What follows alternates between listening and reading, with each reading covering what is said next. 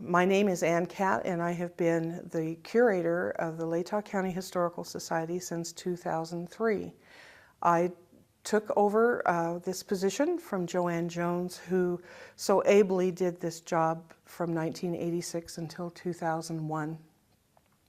She is very much a reason for our museum and our historical society to be the kind of historical society it is. We have been fortunate to have obtained grants from the Lewis and Clark Bicentennial Organization that gave grants to every state that had a part of the trail in their state. Idaho has 11 museums that are on the Lewis and Clark Trail. Each of those museums from 2001 until 2007 received 6 grants of $15,000 each. Those grants were to be used to enhance the visitor's experience in your museum.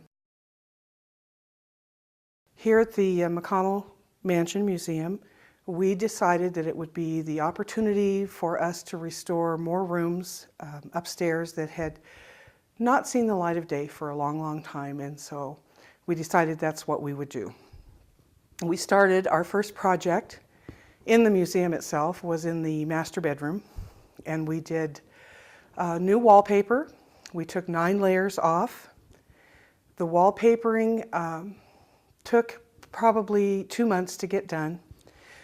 We smoothed the walls out, put the new wallpaper up, put new carpeting in, and there was restoration lighting in order to bring out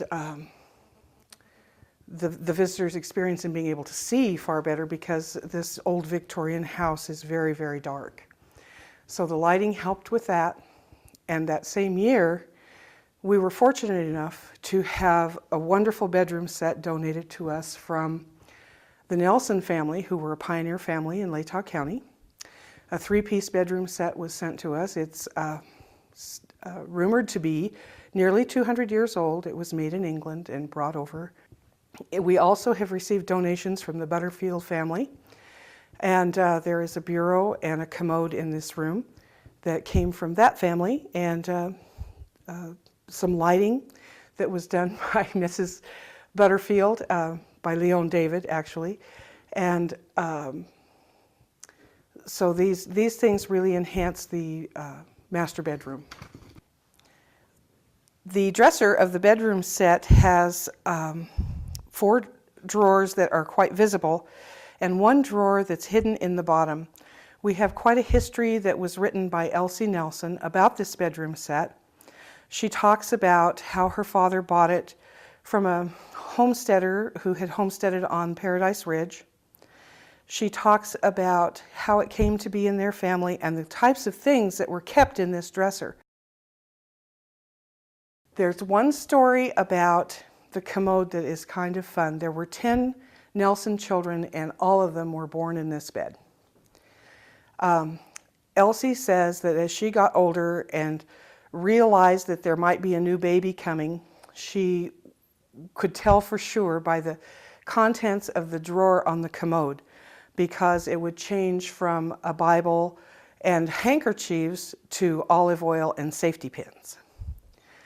The top of the commode is made of marble, and it is removable. And in the early days of their marriage, Mrs. Nelson had no cutting board in her kitchen, and so she used that piece of marble to make candy at Christmas time and so on.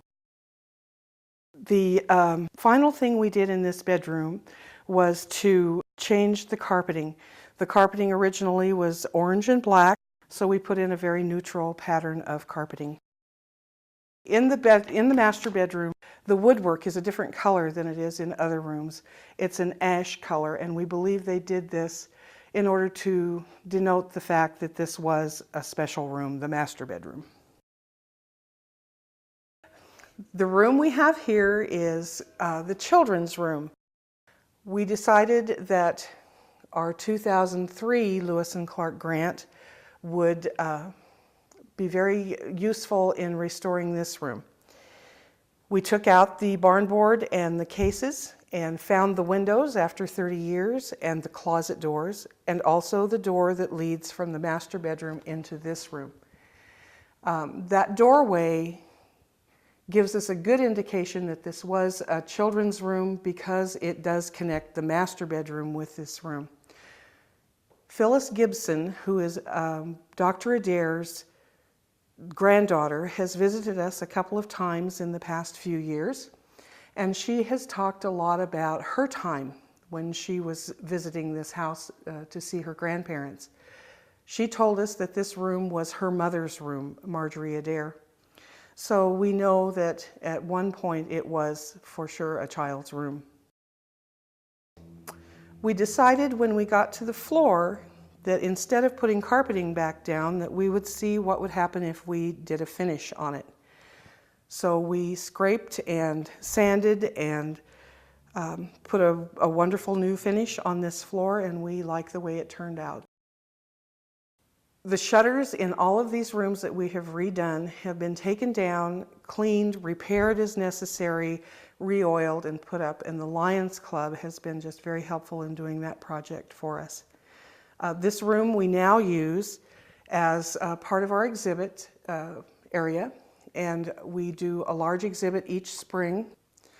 Right now we have an exhibit of small farm toys that belongs to Allen Lyons in the exhibit cases in here.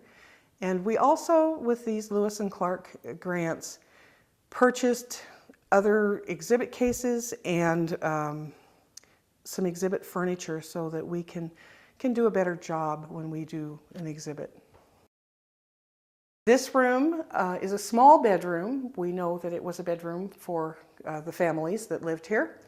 Many of the families who did live in this house had boarders, particularly Dr. Church, who was the last owner and the man who donated the house to the county. So during his time here, most of these rooms would have been rented out to college students.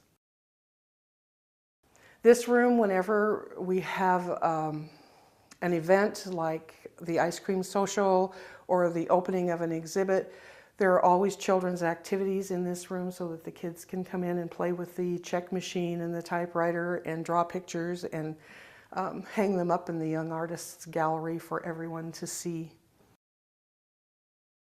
This is the other room that last year in 2007 we decided that we needed to open to the public. We call it the green room. We took the wallpaper off the walls here. Again, there were many, many layers, and had the walls skim coated and smoothed out. We cleaned the floor, and in this room and the activity room we put area rugs on the floors. The ceilings also in these rooms were just painted. We use this room also as an exhibit room. Right now we do have some wonderful quilts from our collection. We have probably close to 100 quilts in our quilt collection. And so we have some of those on display here and in the hallway. Here in the hallway, the wallpaper has been changed. This was one of the last grants, did the lower hallway and this upper hallway. An interesting note about wallpapering from the Victorian era is the fact that not only did they do the walls, they wallpapered the ceilings. We chose wallpapers that were of a design that would have been in use during those Victorian times at the turn of the century. In the hallway here, we do have one addition that we haven't had. There's a small desk that was handmade in Virginia by the Felton family and went to California and finally ended up in Idaho out at Troy in a sawmill. And so that family has donated that little desk to us. And also our melodeon is in this room. A melodeon is a small instrument that has keys, very much like a small, tiny spinet piano. It has a wonderful tone to it, and it is you have to pump it so that the air is what gives you the sound from the melodeon.